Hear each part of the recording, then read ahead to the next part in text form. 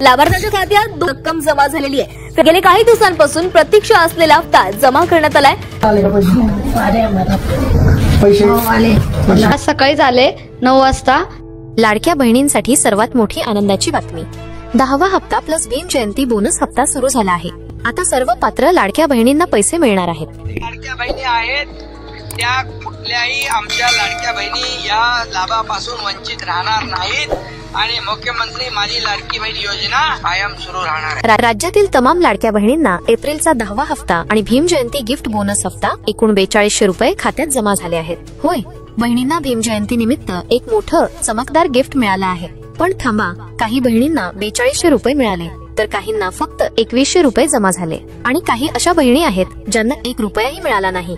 अरे रे, यामुळे महिलांमध्ये प्रचंड संतापाची लाट उसळली आहे। आज दुपारी 12 वाजता लाडकी बहीण योजनेचं सर्वात मोठं अपडेट प्रशासनाकडून आलं। एप्रिलच्या हप्त्याबाबत परिपत्रक जारी झालं आहे आणि अनेक महिलांच्या खात्यात पैसे जमा होऊ लागलेत। काहींच्या खात्यात 4200 रुपये आले तर काहींना फक्त 2100 रुपये मिळाले। हा फरक का पडलाय? कोणाला डबल लाभ मिळतोय आणि कोणाला फक्त 1 हप्ता? याचं कारण असं आहे की काही महिलांना एप्रिलचा हप्ता आणि भीम जयंती बोनस दोन्ही मिळाले, म्हणून त्यांना 4200 रुपये मिळाले। पण ज्यांची पडताळणी पूर्ण झाली नाही त्यांना फक्त 2100 रुपये मिळाले। राज्यातील सर्व माता भगिनींना मला आश्वासित करायचंय, माता भगिनींच्या अकाउंटला डायरेक्ट डीबीटी हा करायचा आहे, त्यामुळे कुठल्याही पद्धतीची चिंता नसावी।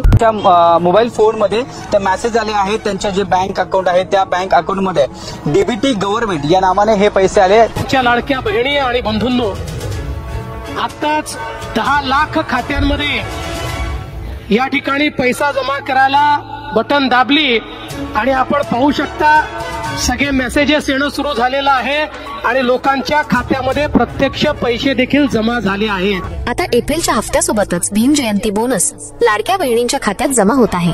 आनंदोत्सव सुरू झाला आहे, बहिणी नाचू लागल्या आहेत। पण एक मोठी बातमी अशी आहे की प्रशासनाने अनेक महिलांना योजनेतून वगळलं आहे। या महिलांना आता एप्रिल, मे किंवा पुढचे कोणतेही हप्ते मिळणार नाहीत। का? कारण प्रशासनाने नवे निकष लावलेत। उदाहरणार्थ, ज्या महिलांचं वय 65 पेक्षा जास्त झालं त्यांना योजनेतून बाहेर काढलं गेलं। ही योजना 21 ते 65 वयोगटातील महिलांसाठी आहे। याआधी 60 वयाची मर्यादा होती, ती 65 केली गेली, पण आता 65 पार केलेल्या महिलांना लाभ मिळणार नाही।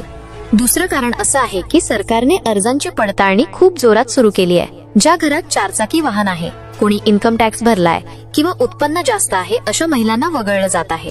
हाय प्रोफाईल सोसायटीत राहणाऱ्या, शेतकऱ्याच्या नावे सबसिडी घेतलेली अवजारं असणाऱ्या किंवा पांढरं रेशन कार्ड असणाऱ्या महिलांनाही योजनेतून बाहेर काढलं गेलं। एका घरात 2 पेक्षा जास्त महिलांनी लाभ घेतला असेल तर त्यांनाही कट करण्यात आलं। ज्यांच्या बाबत शंका आहे त्यांचे हप्ते थांबवले गेलेत आणि पेंडिंग ठेवलेत। अजून एक मोठं अपडेट आहे, ज्यांचं आधार कार्ड, बँक खातं आणि फॉर्म मधलं नाव जुळत नाही अशा महिलांचे पैसे थांबवले गेलेत। म्हणजे जर तुमच्या आधारवर एक नाव, बँक खात्यावर दुसरं नाव आणि फॉर्म मध्ये तिसरं नाव असेल तर तुमचा हप्ता येणार नाही जोपर्यंत पडताळणी पूर्ण होत नाही। आता थोडं जिल्ह्यांबद्दल बोलूया।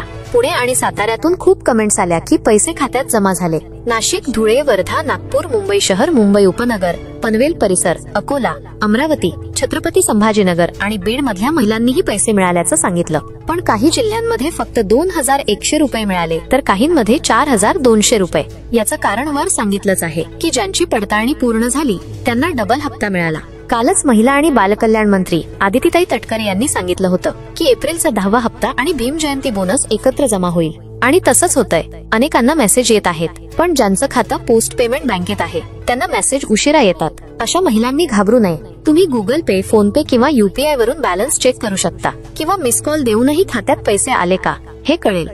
आता एक मोठा प्रश्न आहे, सरकार समोर 3700 कोटी रुपये वाटपाचा डोलार आहे आणि जवळपास 2,53,00,000 महिला योजनेत आहेत। पण गोंधळ असा आहे की गेल्या जुलैपासून ही योजना सुरू झाली आणि तेव्हापासून अनेक मुलींनी 21 वय पूर्ण केलं। या नव्या पात्र मुलींना योजनेत कसं सामावून घ्यायचं हा पेच आहे। सरकारला नारी शक्ती दूत ऍप किंवा लाडकी बहीण योजनेचं पोर्टल पुन्हा सुरू करावं लागेल, जेणेकरून नवे फॉर्म भरता येतील। पण 65 पेक्षा जास्त वयाच्या महिलांना वगळलं गेलं आणि 21 वय पूर्ण करणाऱ्या मुली अजूनही वाट पाहतायत।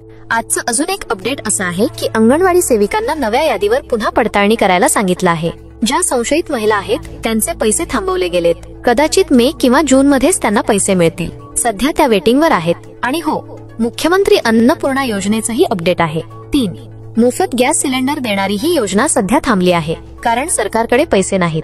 त्यामुळे गॅस बुकिंग करू नका। पैसे मिळणार नाहीत. खरं तर लाडकी बहीण योजनेतून जास्तीत जास्त महिलांना वगळण्याचा प्रयत्न सुरू आहे, कारण राज्याची आर्थिक स्थिती बिकट आहे. नियोजन आणि वित्त विभागाने सरकारला प्रस्ताव दिलाय की या योजनेमुळे इतर योजना अडचणीत येत आहेत. शेतकऱ्यांची कर्जमाफीही रखडली आहे. पण सगळं वाईट नाही. सकाळी 8 पासून अनेक महिलांच्या खात्यात पैसे जमा होत आहेत. कदाचित तुमच्या जिल्ह्यातही पैसे येत असतील. आणि फक्त लाडकी बहीणच नाही, इतरही अनेक योजना चालू आहेत.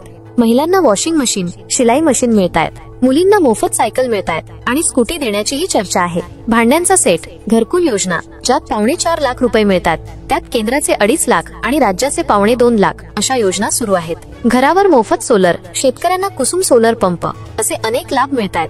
या सगळ्याची माहिती तुम्हाला हवी असेल तर चॅनल सबस्क्राईब करा. हजारो लोक लाभ घेतायत, तुम्हीही घ्या. आता एप्रिलचा हफ्ता प्लस भीम जयंती बोनस म्हणजे डबल हफ्ता हवा असेल तर टेन्शन घेणं बंद करा. तुमच्यासाठी एक आनंदाची, हृदयाला भिडणारी बातमी आहे. ऐका, या यादीत तुमचं नाव आहे का? कोणते नियम पाळायचे आहेत? या नियमांत तुम्ही बसलात तर तुमचं नाव रद्द होणार नाही. यासाठी आता घरोघरी पडताळणी होणार आहे. अंगणवाडी सेविकांना आदेश देण्यात आले आहेत की घरी जाऊन तपासणी करा. या 5 निकषांनुसार तुमची चौकशी होणार आहे. पहिली चौकशी, तुमच्या घरात 4चाकी गाडी आहे का, हे सर्वात आधी तपासलं जाईल. जर तसं आढळलं तर प्रशासनाकडे माहिती जाईल आणि तुमचा अर्ज ऑनलाईन रद्द होईल. दुसरी चौकशी, तुमच्या नावावर किती प्रॉपर्टी आहे. लाडकी बहीण योजनेच्या लाभार्थीच्या नावावर शेती, प्लॉट आहे का, हे ऑनलाईन तपासलं जाईल. 7/12 मागवले जाऊ शकतात आणि कदाचित अर्ज तिथेच रद्द होईल. तिसरी चौकशी, तुमच्या घरात कोणी करदाता आहे का, कोणी मोठ्या हुद्द्यावर आहे का, अशा महिलांचा लाभ बंद होईल. चौथी चौकशी, तुमचं उत्पन्न 2.5 लाखांपेक्षा जास्त आहे का, अशा महिलांना योजनेतून बाहेर काढलं जाईल. एप्रिल महिन्याच्या यादीत नाव येण्यासाठी 4 नियम पाळावे लागतील. वार्षिक उत्पन्न 2.5 लाखांपेक्षा जास्त असणाऱ्या, आयकर देणाऱ्या, निवृत्ती वेतन घेणाऱ्या किंवा इतर योजनांतून 2100 पेक्षा जास्त लाभ घेणाऱ्या महिला अपात्र ठरतील. सगळ्यात महत्वाची लक्षवेधी अट ऐका. ज्या माता भगिनींकडे 4चाकी आहे, ट्रॅक्टर वगळून त्यांच्या नावावर असेल तर त्या महिला अपात्र ठरतील. पण थांबा, आता एक धमाकेदार ट्विस्ट आहे.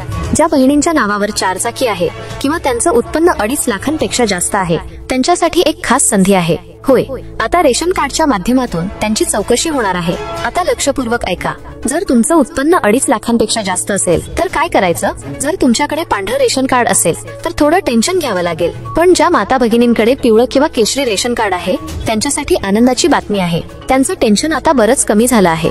आता विचार करा, रेशन कार्ड म्हणजे काय? पिवळं रेशन कार्ड म्हणजे तुमचं वार्षिक उत्पन्न 15,000 रुपयांच्या आत आहे आणि केशरी रेशन कार्ड म्हणजे तुमचं उत्पन्न 15,000 ते 1 लाखाच्या आत आहे.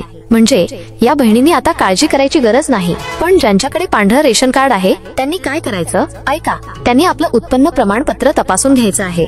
ते अपडेट करायचं आहे. त्यानंतर कुटुंबातील एकूण उत्पन्न नीट तपासायचं आहे. म्हणजे किती लोक कमवतात आणि एकूण किती उत्पन्न येतं याचा हिशेब करायचा आहे. मग तुमच्या आर्थिक परिस्थितीचे योग्य दस्तऐवज सादर करायचे आहेत. आणि जर तुमच्या घरात 4चाकी वाहन असेल तर काय? मग वाहनाचा प्रकार तपासा. ते कमर्शियल वाहन आहे का, टॅक्सी आहे का, त्यावर पिवळी नंबर प्लेट आहे का? जर असं असेल तर तुम्हाला यातून सुटका मिळू शकते. आज तब्बल 12 जिल्ह्यांमध्ये पैशांचं वाटप होणार आहे. ही बातमी ऐकून तुम्हाला आनंद होईल. सगळ्यात पुढे आहे अमरावती विभाग. अमरावती विभागातून फक्त 2 जिल्हे, यवतमाळ आणि वाशिम, आजच्या यादीत आहेत. या 2 जिल्ह्यांतील महिलांना आज दुपारपासूनच पैसे खात्यात जमा होत आहेत. उरलेले जिल्हे म्हणजे अकोला, अमरावती आणि बुलढाणा यांना मात्र उद्या किंवा परवा पैसे मिळतील. आता दुसरा विभाग छत्रपती संभाजीनगर. यात बीड आणि जालना या 2 जिल्ह्यांची नावं आघाडीवर आहेत. या 2 जिल्ह्यांतील महिलांना आजच पैसे मिळणार आहेत. पण उरलेले जिल्हे म्हणजे छत्रपती संभाजीनगर, धाराशिव, लातूर, नांदेड, हिंगोली आणि परभणी यांना आणखी 2-3 दिवस वाट पाहावी लागेल. आता तिसरा विभाग कोकण. कोकण विभागात 7 जिल्हे येतात. मुंबई शहर, मुंबई उपनगर, पालघर, ठाणे, रायगड, रत्नागिरी आणि सिंधुदुर्ग. यापैकी रत्नागिरी आणि सिंधुदुर्ग या 2 जिल्ह्यांना आज पैसे येणार आहेत. आता पुढचा विभाग नागपूर. यात चंद्रपूर, नागपूर, गडचिरोली, गोंदिया, भंडारा आणि वर्धा यांचा समावेश आहे. यापैकी भंडारा आणि गोंदिया हे 2 जिल्हे आज आघाडीवर आहेत. या जिल्ह्यांतील बहिणींना आज रात्री 12 वाजेपर्यंत पैसे खात्यात जमा होतील. पुढचा विभाग नाशिक. नाशिक विभागात 5 जिल्हे आहेत. यापैकी धुळे आणि नंदुरबार यांना आज पैसे मिळणार आहेत. पण नाशिक, जळगाव आणि अहिल्यादेवी नगर यांना उद्या किंवा परवा पैसे येण्याची शक्यता आहे. आणि शेवटचा विभाग पुणे. पुणे विभागात पुणे, सातारा, सांगली, सोलापूर आणि कोल्हापूर हे 5 जिल्हे येतात. यापैकी सांगली आणि सातारा हे 2 जिल्हे आज आघाडीवर आहेत. या जिल्ह्यांतील लाडक्या बहिणींना आज 10वा हप्ता अधिक भीम जयंती बोनस हप्ता मिळणार आहे. उरलेल्या जिल्ह्यांना उद्या किंवा परवा पैसे मिळतील. ही होती आजची हॉट ट्रेंडिंग यादी. उद्या कोणते जिल्हे असतील याची यादी आज रात्रीपर्यंत प्रकाशित होईल असा दमदार अंदाज आहे. ती यादी येताच आम्ही तुमच्यासाठी एक खास व्हिडिओ बनवणार आहोत. पण हा व्हिडिओ तुम्हाला हवा असेल तर आत्ताच या व्हिडिओला लाईक करा आणि कमेंट मध्ये सांगा तुम्ही कोणत्या जिल्ह्यातून हा व्हिडिओ पाहत आहात. तुमच्या जिल्ह्याचं नाव लिहा आणि आमच्या चॅनलला सबस्क्राईब करून बेल आयकॉन दाबा. कारण जर तुम्ही हे केलं नाही तर पुढच्या यादीचे व्हिडिओ तुम्हाला मिळणार नाहीत. जर तुम्ही आमच्या चॅनलवर नवीन असाल तर आत्ताच सबस्क्राईब करा. तुमच्या प्रत्येक लाईक, कमेंट आणि शेअरमुळे आम्हाला आणखी जोमाने काम करण्याची प्रेरणा मिळते. धन्यवाद.